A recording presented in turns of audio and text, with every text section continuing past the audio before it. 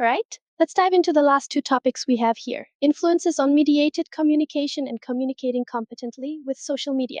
Ready to learn a thing or two? Hi, we are now discussing influences on mediated communications in terms of gender and age. Gender and age are considered to be a great factor of how we use social media. Let's elaborate on this one. Before moving on to discussing the relations of who we are in using social media, I ask you to have a pen and a paper and write how you communicate in social media. Is it to connect to people or you want to get an information? And what insights do you know about the differences of men and women in using social media? Let me take your answers in our upcoming face-to-face meetings. Anyways, let's move to this. In terms of gender, men and women tend to say they are using social media differently. Here's the some reason of it. Research through Facebook states that females are more sharing personal issues, while men are more on abstract topics. Women use more emotional words than men do. Recent study claims that 15.4 million women usually use positive emotions and intensive adverbs in communicating to their social relationships. In contrast, men are more fact-oriented, interested in sports and competitions, and they use authoritative language in their speech. Men are more likely to use large words, nouns, and profanity, while women usually use personal pronouns, verbs, and hedge phrases. For instance, when you're scrolling through Facebook and frequently viewing the posting of your male and female friends, women tend to react expressionally than men do. Have you ever observed that? Their difference in communicating might form stereotyping.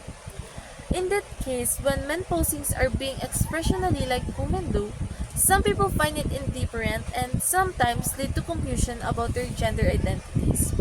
However, stereotyping is not always true. But in some cases, content of online posting is about 70% most of the time, with 50% chance are identifying the sex of the author. Gender differences have language differences, and this implies to men and women in online communicating. Men are more likely to initiate online interactions with girls and making seductive chatting such as, "Hey sub, wanna chat?" However, when it comes to female language in online interactions, it consists of excessive use of hyperbole, exaggerations, and making intensifying responses such as OMG and really. These differences in language may not only be in gender, but this may also implies in ages of the user. Now, it's time to know how different ages use social media. Different generations access social media through a frame of their distinct experiences online. Come to think of it, how do people who grew up without technology adjust to the environment nowadays? Here's some information to ease our curiosity. Younger generations prefer more instant and visual communication.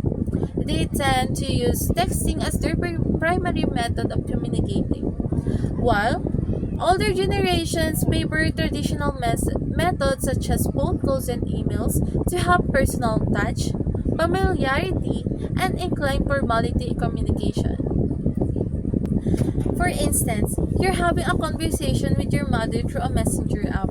She's asking you to call her once you get home, but you already texted her. She said she preferred phone call just to stay in touch and to check on you. Did you experience circumstances like this in communicating to older generation?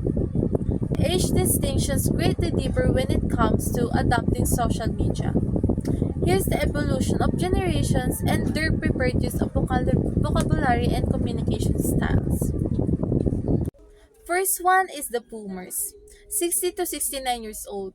Most baby boomers prefer face-to-face communications rather than in social media.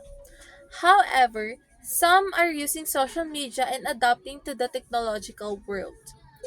They communicate in a way to improve personal connections and formal communication. Gen X, 44 to 59 years old. Experience early technology where analog turned all digital. They are more likely to communicate in straightforward and concise manner. In using social media, Gen X prepared to have meetings via call and emails. Millennials, 28 to 43 years old, witnessed the rapid technological advancement. They first used social media platforms such as Facebook, Twitter, and Instagram.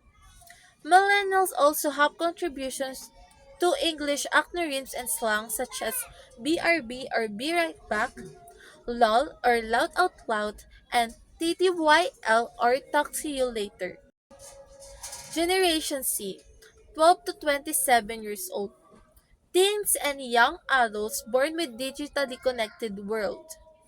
The things that are technologically connected such as smartphones, internet, and social media are become necessary to their daily lives. In this generation, also evolves the emojis, memes, and GIFs.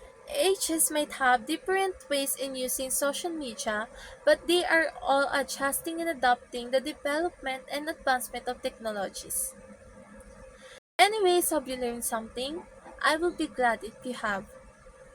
In ending our topic about the influences on mediated communications in terms of gender and age, I want you to have a reflections about what we discussed to be passed in our face-to-face meetings. This is not the last. Stay tuned, we will tackle other topics for you. Just keep updated and you will be notified.